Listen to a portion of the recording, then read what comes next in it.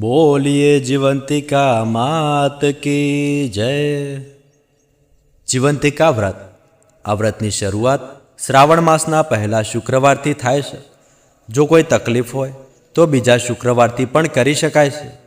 વ્રત કરનારે સવારે વહેલા ઉઠી નાહી ધોઈ લાલ વસ્ત્રો પહેરવા, 5 દિવેટનો દીવો કરી એક પાટલા ઉપર દીવો મૂકી પત્ર, પુષ્પ, ચોખા, કંકુ વગેરેથી જીવંતિકા દેવીનું પૂજન કરવું, ભક્તિ ભાવપૂર્વક વંદન કરી માને પ્રાર્થના કરવી, તેમની કથા વાર્તા વાંચવી, માતાજીને પ્રસાદમાં લાપસી કરી નિવેદ ધરાવવું, જમણા હાથમાં ચોખા રાખી માતાજી આગળ હૃદયની ભાવના રજૂ કરવી, પછી એ ચોખાના દાણાને ચારે દિશામાં નાખી મનનો સંકલ્પ માતાજી આગળ રજૂ કરવો, માતાજીને ધરાવેલો પ્રસાદ વ્રત કરનારે આરોગવો, એક જ સમયે પ્રસાદ લેવો, એ દિવસે પીળા વસ્ત્રો પહેરવા નહીં। વર્ષો પહેલાં મિહિર નામનો રાજા થઈ ગયો। આ રાજાની રાણીનું નામ સુલક્ષણ। રાજા રાણી બધી વાતે સુખી હતા, પણ તેમને એક વાતનું દુઃખ હતું। તેમને શેર માટીની ખોટ હતી। એમને પણ સંતાન હતું નહીં, તેથી રાણીબા ચિંતામાં ને ચિંતામાં સુકાતા જતા હતા। એક દિવસની વાત છે, રાણી ઉદાસ મને ઓરડામાં બેઠી હતી, તેવામાં ત્યાં એક દાસી આવી ચડી। દાસી સુયાણીનું કામ કરતી હતી, એટલે ગામમાં કોઈને સુવાવડ આવે તો સૌ તેને બોલાવે।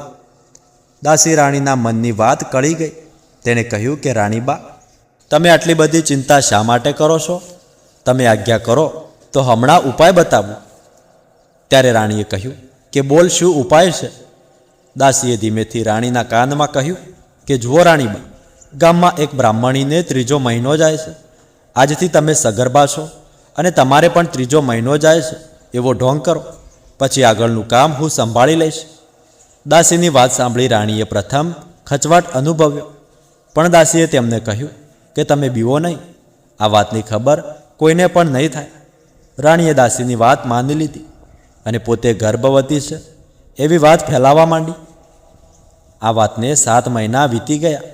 ત્યાં બ્રાહ્મણીએ મધરાતે દાસીને તેડાવી બ્રાહ્મણીએ પુત્રને જન્મ આપ્યો અને દાસી છાની માની આ પુત્રને લઈને ચાલતી થઈ અને રાણીના ઓરડાની પાછલી બારીએથી દાખલ થઈ બાળક રાણીને આપ્યું।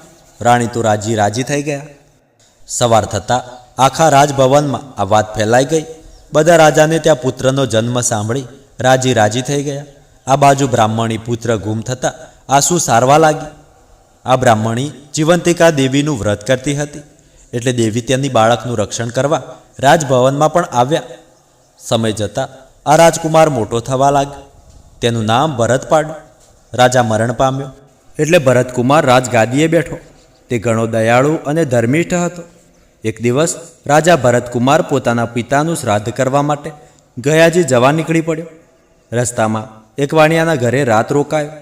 આ વાણિયાને 6 બાળકો થયા ને 6 વારા પરથી 6ઠે દિવસે મરણ પામ્યા।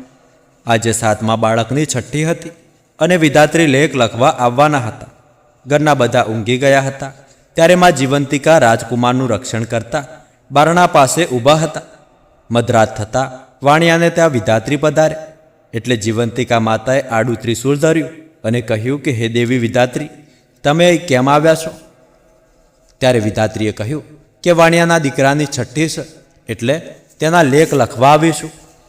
ત્યારે જીવંતિકા માએ કહ્યું કે બહેન, લેખમાં શું લખશો? ત્યારે વિધાત્રીએ કહ્યું કે એના ભાગ્યમાં છે તે લખીશ કે છોકરો સવારે મરણ પામશે। ત્યારે દેવીએ કહ્યું કે નાના વિધાત્રી, એવું તમારાથી ન લખાય। હું તમારી મોટી બહેન અહીં હાજર હોઉં અને તમે આવું અમંગળ ન લખી શકો।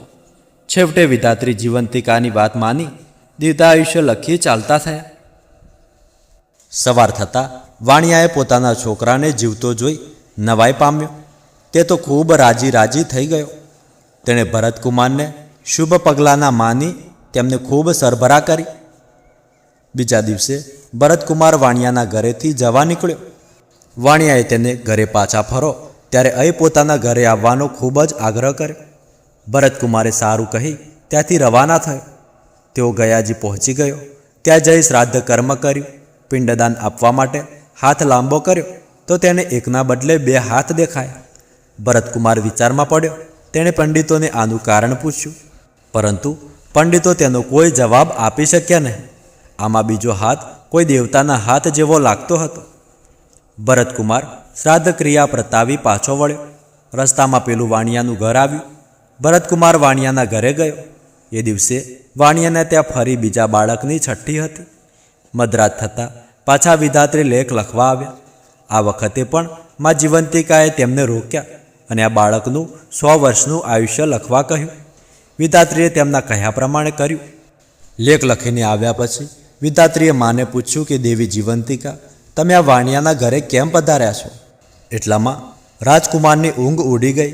તેને કોઈક વાત કરી રહ્યું હોય એમ લાગ્યું. તે ચૂપચાપ વાત સાંભળવા લાગ્યો. જીવંતિકા દેવી બોલ્યા કે દેવી વિધાત્રી, આ રાજકુમારની માતા વર્ષોથી શુક્રવારે મારું વ્રત કરે છે. તે દિવસે પીળા વસ્ત્રો કે પીળા અલંકારો ધારણ કરતી નથી, ચોખાના પાણીને ઓળંગતી નથી અને પીળા માંડવા નીચે જતી નથી. તેથી મારે આ રાજકુમારની રક્ષા કરવી પડે છે. એ જ્યાં જ્યાં જાય ત્યાં ત્યાં મારે જવું પડે છે. તેના લીધે હું આજે વાણિયાના ઘરે છું. જ્યાં સુધી વાણિયાના ઘરે મારો વાસ હોય ત્યાં સુધી હું તેના બાળકોનું અહિત શી રીતે થવા દઉં? ભલે કહી વિધાત્રી જતા રહ્યા. સવાર થતાં વાણિયાએ જોયું તો તેનો બીજો દીકરો પણ જીવતો જણાયો. તેને લાગ્યું કે નક્કી આ કોઈ મહાન માણસ છે. થોડા દિવસમાં ભરતકુમાર રાજમહેલમાં પાછો આવ્યો. આવીને તેમણે રાણીમાને પૂછ્યું કે માં, તમે કયું વ્રત કરો છો? બેટા, હું તો એકેય વ્રત કરતી નથી. આ સાંભળી રાજકુમારને નવાઈ લાગી. તેને ખાતરી થઈ કે આ મારી સગી માં નથી. તેણે પોતાની માને શોધી કાઢવાનું નક્કી કર્યું. શ્રાવણ માસના પહેલા શુક્રવારે રાજા ભરતકુમારે આખા નગરમાં ઢંઢેરો પીટાવ્યો કે આજે નગરની બધી સ્ત્રીઓ પીળા વસ્ત્રો પહેરીને જમવા આવે. કોઈએ ઘરે રહેવું નહીં. બધી સ્ત્રીએ પીળા વસ્ત્રો પહેરી જમવા આવી. રાજકુમારે નગરમાં તપાસ કરાવી કે કોઈ બાકી તો રહ્યું નથી ને. તપાસ કરતાં માલુમ પડ્યું કે એક બ્રાહ્મણી આવવાની ના પાડે છે. એને જીવંતિકામાનું વ્રત હોવાથી તે પીળા વસ્ત્રો નહીં પહેરે. રાજા ભરતકુમાર આખી વાત સમજી ગયો. તેને બ્રાહ્મણી માટે લાલ વસ્ત્રો મોકલ્યા. બ્રાહ્મણી લાલ વસ્ત્રો પહેરીને આવી. રાજકુમાર પોતાની માને જોઈ ખૂબ જ રાજી થઈ ગયો. મા દીકરો સામસામે મળતા જ બ્રાહ્મણીના સ્તનમાંથી દૂધની શેર નીકળી અને રાજકુમારના મોંમાં પડી. આ જોઈ બધા અજરજ પામ્યા. રાજકુમારે રાણીમાને આ બાબતે પૂછતા રાણીએ રડતા રડતા સઘળી હકીકત જણાવી દીધી. રાજકુમાર પેલી બ્રાહ્મણીને માં કહીને ભેટી પડ્યો અને તેને પોતાની સાથે રાજમહેલમાં રાખી. જીવંતિકામાના વ્રતના પ્રભાવથી બ્રાહ્મણીને પોતાનો ખોવાયેલો પુત્ર પાછો મળ્યો અને માતાજીએ એનું રક્ષણ કર્યું. હે મા જીવંતિકા, તમે જેવું બ્રાહ્મણના બાળકનું રક્ષણ કર્યું તેવા વ્રત કરનાર સૌના બાળકનું રક્ષણ કરજો અને સુખ સંપત્તિ આપજો. તો બોલો જીવંતિકામાની જય.